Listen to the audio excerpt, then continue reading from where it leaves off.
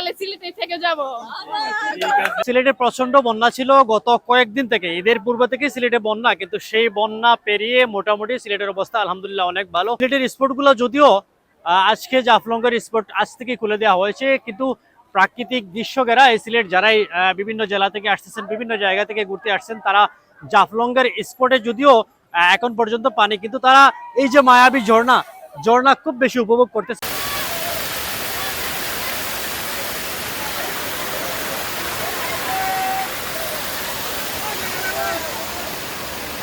অনেক ভালো লাগছে। এরকম অনেক খুব ভালো লাগতেছে। সিলেট এত সুন্দর জায়গা আমরা তো ভাবতেই পারিনি। জাফলং এত সুন্দর জায়গায় এসে খুব ভালো লাগতেছে। ইচ্ছে হইতেছে যে খুবই সবসময় এখানে থেকে যাই আর কি। তাহলে সিলেটে বিয়ে শাদী করবা? চিন্তা ভাবনা আছে তো, চিন্তা ভাবনা আছে কাউকে যদি পাই তাহলে সিলেটে থেকে যাব। অনেক অনেক ভীষণ ভালো লাগতেছে। আমি জীবনে প্রথমবার এখানে আসছি, কখনো ভাবতে পারি যে এত ভালো লাগবে। এত মানুষ, ঈদের পরে মামা মামির সাথে আসছি, খুবই ভালো লাগতেছে। সবচেয়ে বেশি ভালো লাগছে এই জাফলংয়ের ঝর্ণাটাই বেশি ভালো লাগছে। হ্যাঁ, উঠছি, গোসল দিছি, অনেক সুন্দর দিকে ছবি তুললাম। মানে বন্ধ ছিল তো এই কারণে আমরা আসতে পারতেছিলাম। আজকে মানে পরিস্থিতি ভালো হয়েছে তো আজকে খুলে দিছি। এখন আমরা ফ্যামিলি নিয়ে ঘুরতে আসছি। এখানে বসে বসে আমি এগুলো বানাইতেছি, আমার অনেক ভালো লাগতেছে এগুলো বানাইতে। পাথর আমি তো বন্য খবর আগেও পাইছি, কিন্তু আমরা ভাবছি যে সিলেটের নামান অঞ্চলে বন্যা আছে, তো এইদিকে তো আর এইদিকে পরিস্থিতি স্বাভাবিক হয়েছে আমরা বুঝতে পারছি। হ্যাঁ, বুঝে আসছি। আমরা শুনছি যে নৌকা চলে, মানে চলাচলের কোনো নিষেধ নাই। অনেক ভালো লাগতেছে। এখন আমরা পাহাড়ে উঠছিলাম, ওদিকে উঠছি, আমার আব্বু উঠছে, আমার ভাইয়া উঠছে, আমার ভাবি উঠছে, অনেক ভালো লাগছে। পানি তো একদম স্বচ্ছ, একদম পরিষ্কার, সব দেখা যায় ক্রিস্টাল ক্লিয়ার। হ্যাঁ, মায়াবী ঝর্ণা। হ্যাঁ, শুনি তো আসছি, না শুনলে তো আর আসতে পারবো না। আমরা ঢাকা থেকে আসছি, কি ভালো যে লাগতেছে সেটা মানে বলে প্রকাশ করার মতো না। মানে কখনো দেখিনি, ফার্স্ট আসলাম জাফলং এ।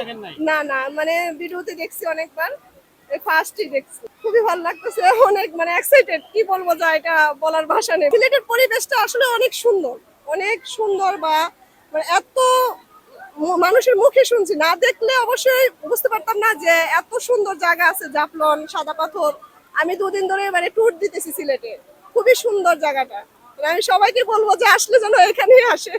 হ্যাঁ, এখানে আসে জাফলং, মায়াবী ঝর্ণা খুবই সুন্দর। হ্যাঁ, যেমন ধরেন আমাদের জাফলং একটা পর্যটক হয়েছে, অনেক মানুষ আসে, আমরা দেখি, আমরাও মাঝে মাঝে ভালোই লাগে। হ্যাঁ, অনেক ভালো লাগে। আমার ঝর্ণাই ভালো লাগে, এটাই ভালো লাগে। কারণ জাফলং তো মনে করলেন যে তেমন একটা না, কিন্তু এখানে আসলে মানুষ একটু করতে পারে। হ্যাঁ, আমি চাই যে সবাই আসুক, দেখুক, ঘুরুক, অনুভূতিটা এনজয় করে যাক, ভালো লাগবে ইনশাল্লাহ। ভালো লাগতেছে, কিন্তু গরম বেশি। হ্যাঁ, পানি ঠান্ডা আছে, ভালো লাগতেছে। অসম্ভব ভালো লাগতেছে, সুন্দর।